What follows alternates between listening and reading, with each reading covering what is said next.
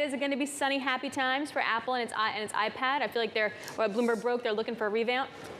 Yeah, look, iPad as a category, or tablets as a category, have not had a great time. You know, the same story as with PC. We came out of the pandemic, and having spent so heavily for the at-home infrastructure we needed, it's dropped off. And what our colleague Mark Gurman's reporting in his latest Power On is that there is a new iPad Pro coming for 2024, and, you know, consumers' frustration has been, you know, in the last couple of years, every time a new iPad comes out, there's not that much that's new about it, but actually in this reporting, the 2024 iPad Pro, it looks a little bit more supercharged. We've got some interesting new specs here.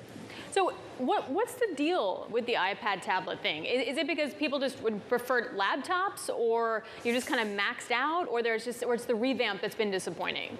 So those are the specs that we're reporting, right? And think about them in context. So the M3 chip, you know, is Apple's in-house silicon, a higher number of CPU cores, a higher number of graphics cores, more memory, and an OLED display. And those two specific points, the compute and the display, are because the story for Apple has been about iPad actually being a longer-term replacement for Mac, for PC.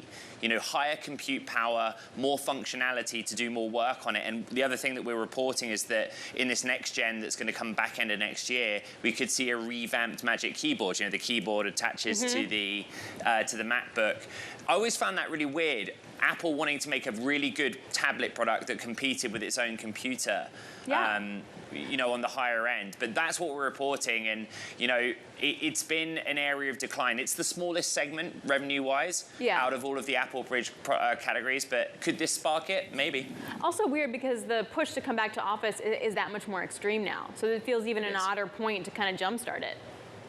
Yeah, but on the high end, remember, like, Apple does go after graphics artists, developers, people that need a more expensive and powerful tool, not just your everyday worker or indeed consumer to use at home. People focused on video, animation, graphics.